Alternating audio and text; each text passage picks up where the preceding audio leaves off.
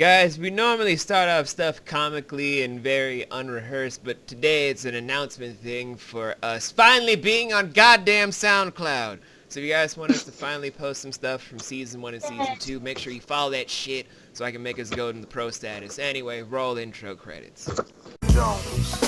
Stuck in my past, about to relapse. I keep running back to you.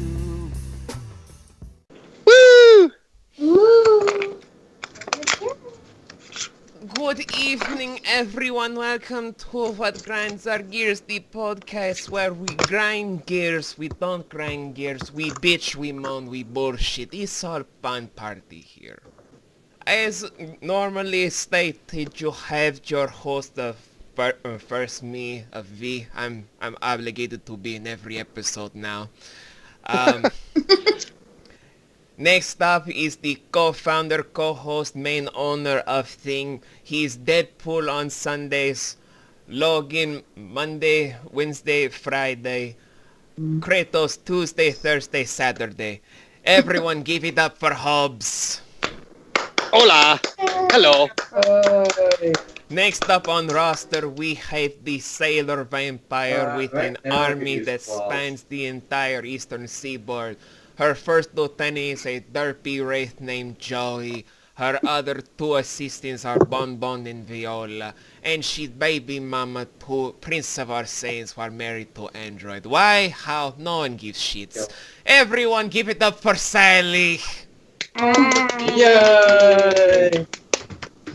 And last but definitely not least, your overlords every Friday, trying to give praises to the goddess of all destruction of Kylie, as well as leading the Ginger Mafia, as well as the Dark Wizard Coven of all things Italia.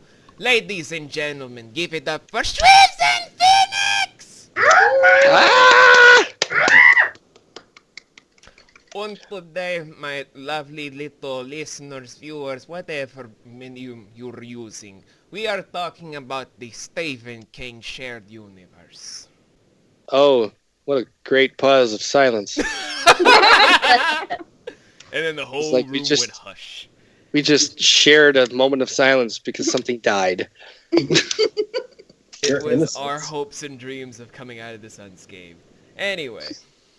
Hey, I'm a fan of Stephen King. I like Stephen King. I did not realize that he was like the first author to have a shared universe with all of his books. But, yeah. I thought that was Goosebumps and R.L. Stine. We all thought that, but after spending many different years looking at so many different novels and so many different characters, and then the Dark Tower series, it became a clusterfuck. I kind of heard Stephen King has never retconned his series, so I think he's got a 1-up on Marvel and 7-up on DC. Yeah. Yeah, he's never gone back. Well, I don't know. Does the Dead Zone count? The Dead Zone technically does not count. Because they had the book, then the series on USA, or the movie starring Christopher Walken, and then the series on USA Network. And I suppose they both ultimately have the same ending, don't they? Pretty sad ending. Yeah, but I don't think that counts as a retcon. I mean, it's not like, let's use Barry Allen to fuck up DC's timeline to give us Thomas Wayne as Batman, to then fuck up the other timeline to give us the New 52, to fuck up the other timeline by bringing Wally West back from the dead to be with his cousin Wallace West, to make Rebirth. Okay, just one question before we go too much further. So the Dark Tower, is that a series of novels? Or is that just a series novel? of novels that correlates every weird thing that's happened in Stephen King's whole mythos. Okay, Christine, the living car, along with the living trucks from the movie Maximum Overdrive that are now canon into the Stephen King mythos, are the same demon creatures. Cujo is apparently one of the hellhounds that come from the Dark Towers too. It, aka Pennywise the Clown, is a dimension-jumping fiend that comes from the arenas that borderline into the Dark Towers. And everyone's afraid of Carrie. Okay, now, to finish my question, which really had nothing to do with it does have to do with the Dark Tower, because that movie wasn't really well received, was it? It was terribly received because they rushed so many plot threads. All right, so let me ask you, why do certain Stephen King novels seem to transfer extremely well on to screen, whereas others, they don't? Phoenix, you want to field this one before I do? Absolutely, I'd love to do this. Stephen King is, at his very core, a mental writer. Everything he does is in the mind of the people in his books. It is very difficult to portray thought in physical form. That's why Stephen King's It is very easy to portray, because you can show illusions and then flip to reality and go, ha-ha, gotcha. Whereas other ones where it is almost intrinsically a mental game the whole way, just don't seem to cut it, because it's hard to show what they're actually thinking without having some internal monologue done by, Morgan Freeman in the background, which would be amazing, but not very scary. Oh, right. And I know director also affects, the on-screen. Oh, yeah. Absolutely. That'll have a lot to do with it. The most famous of all of Stephen King's films or film adaptations, probably The Shining. And Shawshank Redemption. And Shawshank Redemption. But you look at The Shining, it had Stanley Kubrick, Yeah. right? Who Johnny. is known. He's a legendary director. The Shawshank Redemption, which honestly it tanked in the box office because it came out opposite of another big film that released that year. That is not the director's fault. That's marketing's fault. As you know, the film has become just a classic. They celebrate it now because it's a beautiful freaking film. Like when I was growing up, though, the big ones that I wanted to see were It and Pet Sematary. Not so much Cujo. Like that was kind of third place to those I top wanted two. to see a better adaptation of Salem's Lot. Oh, that would have been nice. And not Return to Salem's Lot, because that was even worse. Salem's Lot was good, though. And let's just do a run through, maybe, V, if you go back and you can edit this, a run through of all of the films that Stephen King is responsible for, because I don't think people realize how wide a berth this man has. He's got The Dead Zone, he's got It, Cujo, Pet Sematary. What's the one with Johnny Depp where he buries his wife underneath the corn? So much girth. Secret Window. Yes. Secret Window. Gerald's Game. Gerald's Game was my favorite, and I still hate that adaptation so much. The Fog. 1922. The Fog? I don't think The Fog is. It was either The Mist or The Fog. The Mist is Stephen King. The Thank Mist, Dreamcatcher. Carrie. Rose Red. Rose Red was so Love good. Rose Red. There was that one Yeah. about that journalist trapped in that hotel. Firestarter is another one. That's my favorite. 1402, Misery. like that. Misery, yes. Misery, 1408, yes. 1408 with John Cusack in the 1408, film, and Samuel L. Jackson. There has been over the past, almost Maximum 30 years? Overdrive, No, 30 years. Langoliers. Christine, The Langoliers, that is another one, Langoliers. which was a TV miniseries. It wasn't an actual film. So I wonder if they're Tommy gonna... Knockers. the Tommy Knockers is another one. Carrie, obviously. Yeah, Well, they now have the Dark Tower, which, although it was an absolute bomb, but Christine. You already said Christine, right? Yeah, I already said the bitch. I mean Christine. my issue with the Dark Tower was they decided to change things, not for actual viewing, but they're like, you know what? This character needs to be black. Yes, in every book he's white. Yes, he's described as one of the palest individuals anybody has ever seen. He may as well be walking paper, but we need to make him. Heimdall. Yes, we need to make him. Yeah, that was and the funny thing is, isn't it the same actor that they did? Idris Elba. Idris Elba, yeah, Idris Elba. Good actor, don't get me wrong. Amazing actor, love him in what he does. But it's one of those Heimdall I could forgive because you know what? Not talking. Letting it go. Yep. But a Stephen King novel, you kind of got to keep it the way it is. Because usually Stephen King doesn't just go, oh, he's white because I feel like making him white. No, he goes, all right, you are a color, or you are what you are, because there is a reason you are what you are. There's usually some psychological underpinning as to why each person is what they are and how they are. And usually that involves playing on later. Does he have does he always have like a major say in his movies, or does he kind of give creative license to the directors and just kind of steps away and just says, here? It's a mixture Run of with both, it. depending on the property. Yeah, as you like with The Shining. So Stanley Kubrick filmed the movie version or adaptation of The Shining, which is the one that's probably the most well known out of Except all the of them. TV adaptation. one There that is they also a did. TV adaptation that has a different ending from the movie. It's supposed to match up with the novel about how the ghost apparently appears to the son years later to be like, I am indeed proud of you, but I went psycho in the fucking hotel or whatever. It's supposed to be more accurate to the book. Okay. Oh, speaking of Stanley Kubrick, though, Kubrick, however you pronounce his name, Eh, he is actually an asshole. Did you hear what he did during The Shining to the female actress who was the... Oh, she went psycho. She went nuts. Like, it wasn't necessarily... tortured her. It wasn't just him. Like, Jack Nicholson was a part of it, too, because he's such a method actor that he wouldn't leave character, and Shelley Duvall had no idea what the fuck to do. Like, she was scared shitless. That was like one of her first major films, wasn't it? and she I think has so. been traumatized ever since. Yeah, but Like, that they wasn't... full on tortured this woman. This is like any of these acts would not pass the Geneva Convention. That's how bad it fucking is. They outright tortured her for this scene. So if you see her looking like she's absolutely out of her mind, scared, it's because she probably was afraid for her life during the shooting. No, not Yeah. probably. She was.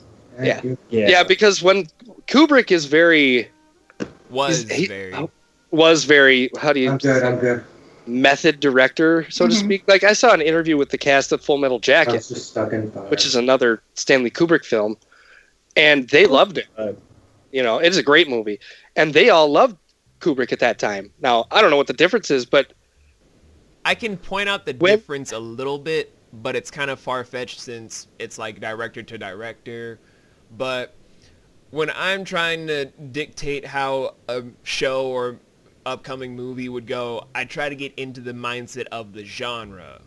Full Metal Jacket, military comedy, so making it like a lighthearted affair.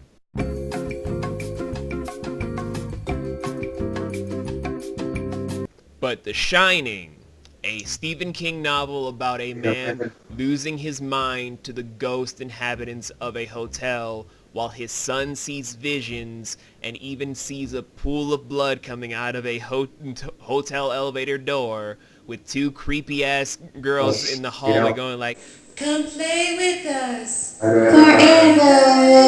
never. now, that's the mindset that kind of warps you into how can I make everyone involved in this feel as much fear so that even the audience at home can sense and even taste the fear on the screen. so to add to that, and probably to Shelley Duvall's psychosis, like, they didn't go up there during the summer and then film winter shots. They Nope. they were up at the Stanley Hotel. That's what it is, right? It I should think it's be, the I Stanley think. Hotel.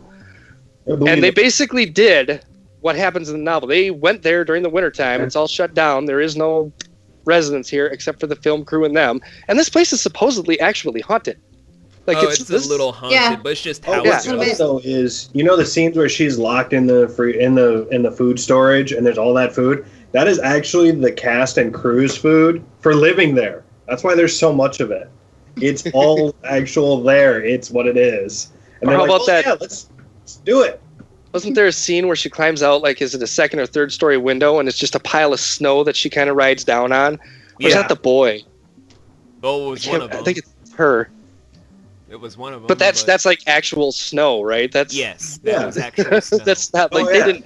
Stanley Kubrick did Uh, not cut corners with this. No, I was gonna say Well, uh, and during the circle final around back- scene. sorry, go ahead.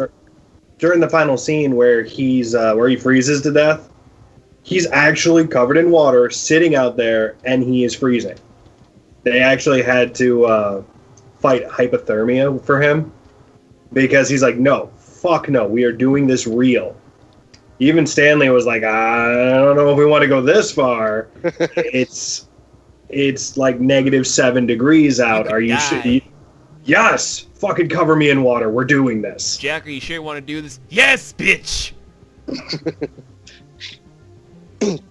But to circle back around to Full Metal Jacket, I don't know how much of a comedy I would paint it. It's definitely an anti-war film, for sure. Mhm. Stanley Kubrick was very anti-war.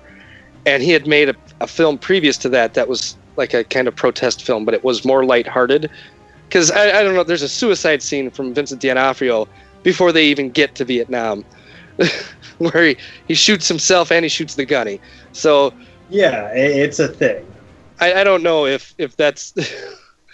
Joker is the most lighthearted part of that whole film. Yeah. And it's more like Hawkeye from MASH lighthearted, where it's satire, as opposed to like Carrot Top funny, if that's even a thing. Hell yeah. Carrot Top funny. Funny. So, What? barely funny. Got it. And So it's I like like- puns, and I don't think Carrot Top's funny. That's how bad Carrot Top. I'm sorry. Robin Williams funny, okay? Oh, hey, there Good we morning. go. There's There a we major go. difference Good between morning, Good Morning Vietnam. Vietnam. Wait, we're getting And off topic Jack. again. When does that happen? We don't ever. Well, I mean, technically, we're just saying how he killed himself before he had to go off to Vietnam, and then Good Morning Vietnam is totally related. It's all part of the train. Yeah. Robin It's okay, Williams baby. goes- It's all cool. Oh. But back to the Stephen King shared universe thing. Oh, it's 2001: A Space Odyssey. I forgot that one. Was that technically That's not Stephen King Stephen novel? King. No, that's Stanley Kubrick. Oh. I just wanted to bring that up because technically, I wanted to bring it up. That movie came out before the book did. True. Very So true. that is the first instance where a movie spawned a book. Why do I feel like we've discussed this before? Because we have in a different episode. Several episodes. How do you remember this? I think it was the AI episode. Yeah, I think it was. How do you remember Oh, this? we also did the. It came up during the alien horror section as well. Ah, that's Oh, right. yeah. How do you guys remember? I edit most of these and I barely remember. It's okay, V. We like talking to you, so we kind of remember shit that you say once in a while. But the shared universe to- thing, Dreamcatcher. yes. What We about the mentioned- shit weasels? Did we? Yeah, The it shit was in the weasels. list. What about Hey, the how shit does- weasels? How does Shawshank Redemption tie into the Dark Tower? Shawshank Redemption, just like with other real-life stories, are just painted in the same universe as the events going on. It's the realistic events that kind of correlate alongside the mystical. Okay, so it really has nothing to do to affect the Dark Tower. It just exists. Right, kind of Yeah, like 'cause I was really Misery hoping, like- and Gerald's game only have one supernatural event, which is the solar eclipse. When Dolores Claiborne looks into the solar eclipse, she sees the lady from Gerald's game handcuffed to the bed at the same... No, wait, not handcuffed at the bed. Sees her being basically grinded on by her dad by the lakeside, just dry humping his daughter. And Ew. she looks back at her and remembers that years later while handcuffed to the bed talking to her psychotic hallucinations, while the space cowboy is just staring at her just like, I'm gonna kill you as soon as you fall asleep. See, I was just hoping that Andy Dufresne was like this larger hero in the Dark Tower spectrum than he actually He was. might be by the time that the novels get finished, because they could borderline into the realistic effects, along with having the ghost from 1408 conversate with Andy Dufresne and with Red, as if it's just like a couple of normal guys just all of a sudden now embarking onto the mystical. Well, it just seems like if you watch Shawshank Redemption, there's like one theme throughout that you kind of get from the beginning. Andy Dufresne is a very calculated man. Even when in the beginning of the film, when he's just like stone cold to the judge, like he doesn't understand why he's on trial because he didn't kill anybody. But it's almost like he's not realizing that two people are dead and he's the only one that has evidence against him. And he's like, nah, but I didn't do it. you know. And then throughout the whole film, he's calculating how to escape, what he's got to do. And the only time you ever seen him really vulnerable is when the sisters attack him, and even then he's fighting them off, right?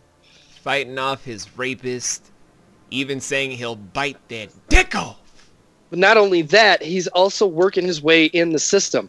He gets the guards on his side to take care of the sisters. He gets the warden on his side to cover the books, and then ultimately frame him. You know, like this man, he's a calculating genius. Well, it just seemed like there was more to him, you know? Like, when The Dark Tower came out, I'm like, God, how does Shawshank Redemption tie into the rest of the Stephen King thing? Again, Aaron, we have no idea if it will correlate into it yet. We have to read the books to know that. Because the movie is faulty. Even if it does, Andy Dufresne, as calculating as he is still mortal. I'm sorry, I don't think he can go up against the black guy. Well, that's what I meant. Shadow Man. Shadow Man's gone. But like, what if he's his name? Well, there's the Man in Black, and then there's the Gunslinger. Ooh, she needs to. No one cares about the Gunslinger anymore. He's with the boy. But that's what I mean. Like, it just seemed like maybe Andy Dufresne. Yeah, that's it. Maybe Andy Dufresne isn't mortal. Maybe there's more to this guy. Maybe he's because he seems almost not omnipotent. He seems very benevolent, right? He makes friends. Or he's like the light half of the Man in Black anyway. Or maybe that's how it would tie. It just doesn't seem like it seems like he knows more than he's willing to tell you. But throughout the entire movie, maybe and I never read the Tower. Maybe he's just from the Tower. That's why he is so intuitive. That could fit because there were humans around the Tower realms that did seem normal-ish. I don't know. Maybe it was just a hope of mine that. However, like Andy Dufresne is one of my spirit animals. Like, if I could be like him, I would. Aren't you already halfway to being him already? No, I'm more Deadpool and Wolverine than him. I'm crazy. But I mean, there's always this one cardinal rule in the Stephen King verse that always gets me all riled up and angry. Fuck the children. Well, that physical sense.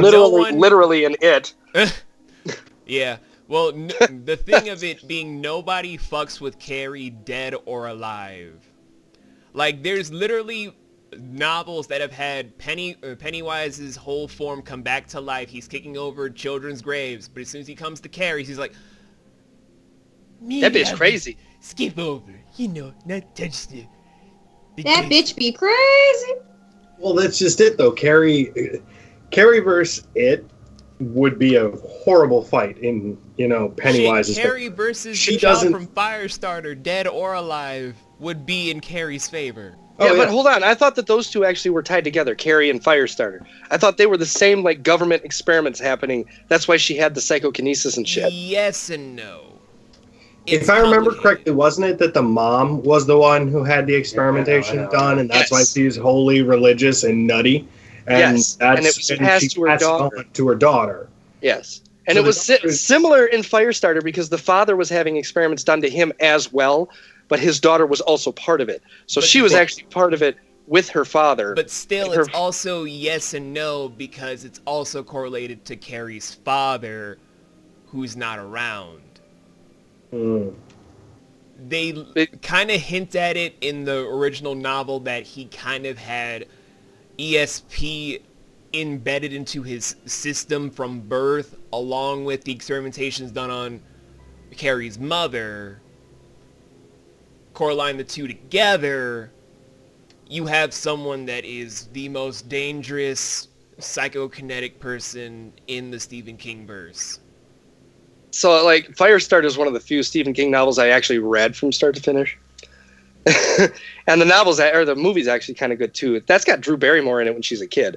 I didn't like the sequel to the Firestarter, but the first one was good. Hell, I didn't like the sequel to Carrie, The Rage Carrie 2. But what happened? Her menstrual cycle started. I thought that happened with the pig's blood. Oh, sorry, that was a terrible joke. Anyways, terrible jokes. I have no idea what those are. Terrible movie. But the way they kind of made it sound in the Firestarter novel, like her father had the ESP power, but every time he used it, he'd get a nosebleed, and every consequential use of it, he would his health would deteriorate even further. Yes. And she was the ultimate she could control fire, but it only came out when she was angry or threatened, right? Similar to Carrie. When she's angry. So I always thought that Carrie and the girl from Firestarter were like, that would be the ultimate battle in these Stephen King novels. It is the ultimate battle, but that's why I also say it's a yes and no thing for Carrie's backstory. Yes, it would be the ultimate battle if they brought her back from the grave, but still, it's Carrie back from the grave. So what you're saying is like Carrie is Jean Grey, and Firestarter's Rogue. I mean, it's kind of like this. Let's say that Sally goes full-blown vampire goddess person, and then we have someone that is a pussy willowed, I don't know, flower person. That person be dead. I would never hurt hippies. They don't do anything. I know I don't do anything, but that's the analogy. So I heard they were remaking Firestarter, along with a few others, because they want to actually make this Stephen King thing a shared universe. Kind of like what Universal was trying to do with their monsters. Again, Universal did it first, but then Marvel and DC tried to copy that shit out the wazoo. Yeah, but I heard that like the Stephen King thing is happening. Because I heard they were happening. People are just blind to it. No, I heard they were They've remaking been setting it up for a while. Have they? Yes. And you can tell in the remake of it's setting up because its origin is more pronounced than the original TV show. And it's been hinted at in the Dark Tower when you saw those creatures attack the gunslinger that looks suspiciously like its true form. Yeah. It's being set up long before people even assumed it was. Well, hopefully they don't like scrap that idea just because of one bad film. Like Marvel kept going even though they had a couple of films in there that didn't do so hot. You know? I was going to say Ant-Man, but you know. Ant-Man wasn't bad. It just wasn't great. It was comedy. It wasn't an action movie like the rest of them. It was a comedy with this is the character you need to know. So just remember him. That's like if people were to say, where's the What Grinds Our Gears movie? Well, I'm just saying, like, Marvel did it right. Yeah, they had a few bumps in the road, but they kept them a part of the story because that's what the original premise was. You know what I mean? Yeah. And now look at Ant-Man and Wasp. People are freaking out about those trailers. Movie. Fuck the Ant-Man part. I'm just going to see Wasp. Or look at how Black Panther was received. You know, there were some out there that were like, how do you do this? You know, and you're talking to someone that made it his mission to review that and only that this year. But you know what I mean? That movie blew up. It was the highest grossing film for a while there until Avengers came out. Speaking of, have you guys seen Infinity Wars? I have not. Do it. Phoenix, I was spoiled by Infinity Wars 9 years before the movie came out. I don't need to see the movie. Yes, you do. I'm going to. Because even if you think you know what's going on, it's still worth it to watch because they do such a good job. Let me guess, they still do the thing from the Infinity Gauntlet comics? Where he snaps his fingers? Yeah. Then I already fucking know how it's going to be set up. No, so here's my question. Because I know what happens in the comics, and from what I understand, the film follows it pretty damn close at the end there. With that being the case, Ant-Man and Wasp's coming out next. And there's already a theory as to where they were, right? And how they... But this Ant-Man and Wasp supposedly takes place before Infinity War. Yes. And it's supposed to explain where they are during Infinity War. Correct. How are they doing Guardians of the Galaxy Volume 3? After. I hate to tell you, that's not going to happen. What's not going to happen? Unless Guardians of the Galaxy 3 is a prequel to Infinity Wars. Well, that's why I'm asking, because it's already been announced. Or it could be released good question, afterwards from the events that happened because of the Infinity Gauntlet storyline. And I'm trying not to get... I have not seen the film. I basically know what happens from what everybody said about it following the comic line, which, if it follows the comic book storyline, I'm going to tell you, this is in the comics, Thanos snaps his finger and wipes out half of the entire universe. Oh, congratulations. That's the ending of the first movie. That is what happens in the comic book. He gets rid of everyone else. until he gets tricked into just restoring the universe. So if that's what happens in the movie, the Guardians of the Galaxy are dead. Yes. But then they get brought back, so fuck it. Which is where I bring up, how are they doing Volume 3? Because they've already announced it, and they're already talking about it. And I believe it's supposed to come out before Avengers 4. Or So it could how be are they going to set do that? after the universe is rebooted to see what's new about their timeline and everything? It could also be kind of like the Ant-Man, where it's just before the Infinity Gauntlet, and figure out why, because how the Guardians of the Galaxy come in is really weird. How it just kind of slaps right into the Infinity Wars. So it may be a means of explaining why they were where they were when they accidentally kind of fell into this timeline. Maybe. Anyways, let's get back to Stephen King. And stop. I'm sorry, spilling Marvel. We'll shit come out back of that to you movie. another day, along with the theory about how to do a Disney princess shared universe for Sally sometime soon. I'm not gonna say when, because spoilers. So anyway, So Wait, I was just... Hold on, didn't Kingdom Hearts do the shared universe for Disney? Yeah, they already did. It's been spoiled. Hold on. It's been spoiled. I wasn't talking. I'm just hoping that they don't... an actual movie, but okay, but shh. Spoiler, Riku's not actually a bad guy. Will you shut up, you jerk? Anyway, though, It's like back saying to Stephen Sephiroth's not a King, bad though. guy. The one thing I want to see from the shared Okay. universe is how they would incorporate Salem's Lot, especially. Oh, witches. actually, I know how they do that. Salem's Lot, the actual plot itself is connected to the Native American Tower. The Native Let me get that American thought straight. That Native American burial ground is connected directly to the tower, so anything buried there is resurrected through the tower. That's why it comes back as a darker version of itself. That's That's how it connects to Pet Cemetery, too, then. That's the one. What are we talking about? Does that Salem's also Lot. connect Rose Red then? Because that house was built above a Native American Yeah. burial ground. I was like, why is Sally so quiet? But she's just like, I'm waiting for my moment to shine. Fuck me. How it was explained to me is there are points on the planet that are directly connected to the tower. Like, actually, they may as well be a part of the tower itself. Dairy So, Maine, tracking everyone. them. Oh, they're remaking Pet Cemetery, too, by the way. Woo! Why? No. I don't know. No. I don't know No, why. Gage was terrifying in the first one, and I don't think I they know. will ever be able to do that again. Not with another child Unless actor. Not with they the get rules a today. good director involved. Even with a good director, I don't think anybody could pull off as terrifying as Gage was in that first movie. If you've seen Pet Cemetery, the one thing that you will haunt you for the rest of your days is when Gage slices frickin' the guy that plays the Munster. What's his name? Oh, yeah. Played in the Munsters. Yeah, he was the father of the Munsters. He was the guy that played Frankenstein. Anyways, Herman Munster.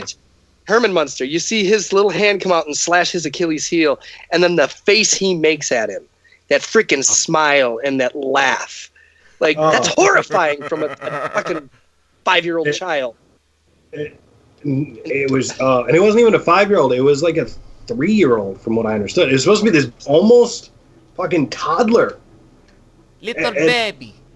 And he slices the Achilles tendon and then cuts his throat, and then and laughing and all of that, and then when the father shows up, he's still doing the evil maniacal laugh. And normally when you hear a child laugh like that, you're like, oh, that's cute. This time you're like, fuck no, get out of that house. And that movie, like I love that freaking movie. It pulls at your heartstrings because you feel for the dad, right? You know he was, but at the same time, like the ending, like after he slices dude's leg and then cuts his throat, and he's like, his father's basically crying because he knows you have to kill him. Basically, he has to give him this what is it? What they use to put down animals, right? Yeah. Euthanization. Mm-hmm. Yeah, to euthanize animals. That's basically what he has to do to his son. And as soon as he pricks him with it, the kid changes from maniacal laugh to, ouch, daddy, that hurt. And then you're like, oh my God, my heart. Yeah, and the dad can't stop, though. And he's like in full-on tears mode, and you see him pushing the syringe slowly because you know he's fighting himself over it. Yeah. He doesn't want to do this, and the kid. The only way it could have made it any more terrifying is if the kid, at the last part, when he finishes the syringe, the face just goes evil again and goes, "I'm gonna eat your soul." Yeah, and, don't give the new directors ideas. They're already remaking it. They left it with that heart, that heart-wrenching. He's talking to daddy again. He's back to little boy mode, and then the fucking fool goes back and digs up his wife and does it to his wife. Yeah, I never understood that. That's why I was like, what? And then they made a crappy sequel. I refused to watch the sequel because of the husband. I was like, no. But I mean, if this says anything about the first movie, I don't know what's the next. From all the stuff that deserves a remake, the only thing I personally could see needing good remakes are, like I've said before this entire podcast, Salem's Lot is number 1. Mm-hmm. Cujo is number 2. I'd agree with that. And I don't know. I'm sorry. Joe would get any traction. Not that I don't think so. Do a good job doing the remake. I just don't think it would get any traction. I know it won't get any traction, but it deserves a better retelling. I agree with that. A Saint Bernard going on the lam because of rabies. That's basically what they attributed it to. And personally, for myself, they need to redo a Gerald's Game because the one I saw on Netflix is awful. Is it really?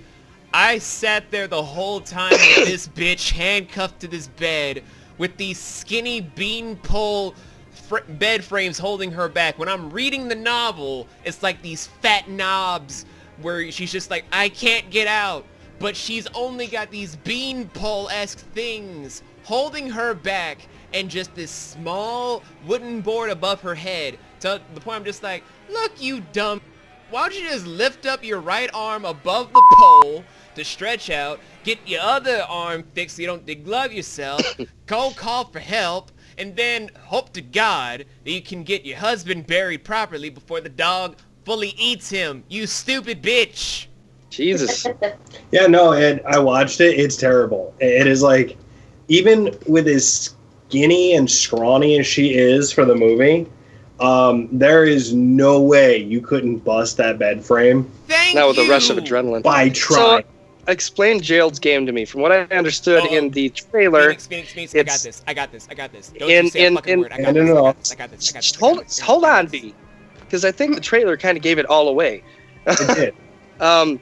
So it's a wife and a husband who like to get freaky, right? But it's mostly Aaron, mostly the husband. I got a story for you with this. Sit down. And he has a heart attack and dies before they can get into the nasty. Incorrect, and I will tell you why. He gets hit in the nuts. Phoenix, what the fuck did I just say? Now then, Gerald's Game. No, I have to throw in just the good part. Here's the thing about Gerald's Game. It's this old couple that is bored with their lives. They're thinking about getting divorced. So the husband, Gerald, is just like, why don't we go away for the weekend in our remote cabin in the woods? No one will bother us for the whole weekend. And hopefully we can re-spice up our marriage. So he tries to be a little freaky, tries to do some role play after handcuffing her. She says no. And in the books, he ends up collapsing due to the fact that he took too many blue pills because he thought that I was going to get it and my dick is ready. But then he dies from a heart attack. In the movies, she kicks him in the balls because she doesn't do role play of, I'm the guy trying to rape you in the bedroom and trying to be all sexy. It's like, hold up, sir. I know role play, and that is terrible. That's like a fifth grader being like, oh, I love these two book characters together, but I don't know what sex is, so and so sticks their thingy in her, and it makes it all awkward. I don't know what fifth graders you were talking to. I knew fifth graders, they're just writing erotica. It's just like, and the librarian went with the cafeteria lady in the back room, and they were mashing their tacos together so viciously. It's called fanfiction.net. Do it. They have no idea. But yeah, even Stephen King admits that scene was completely irrelevant to the actual storyline. It was put in there in order to increase the number of taboos that were included, and one of the first one they do, 10 seconds into the movie, child death. Showing a child's death in a movie. Boom, instant taboo. It is never done. The child disappears. It is said that they died. Never do you see a child actually die on set. And I'm sorry, Georgie bites it first 3 minutes of the movie. Violently bites it. Pun intended. What are you talking about? Shh. Pun intended. Just like Parasite. You've seen the anime Parasite? Oh, love Parasite. Oh, yeah, ew. Where the head opens up and it's a Just giant like- mouth and... It's just like, oh, honey, you shouldn't have got me this flap. Yep, just gone.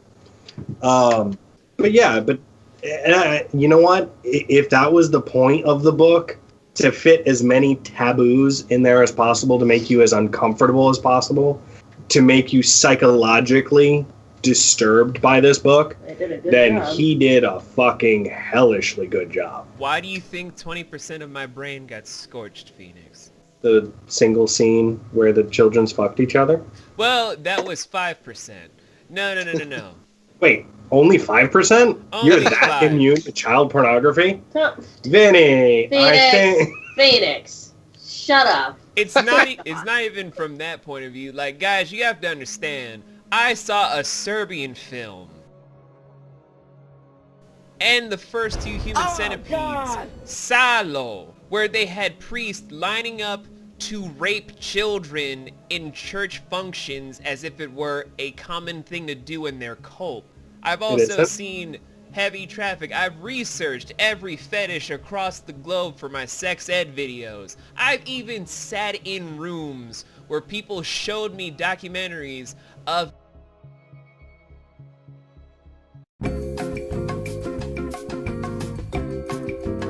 as if it were a commonplace thing to do on a Friday night. Circles, or, fuck is it called?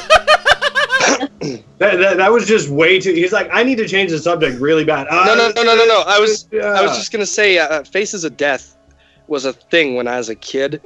They used to come on late at night, like when the freaking Dirty Talk phone lines would come on. Oh, yeah. And try to sell you these movies that were taboo, and they were fucking taboo. They were Faces of Death. It was live video footage of people dying, basically. Yeah.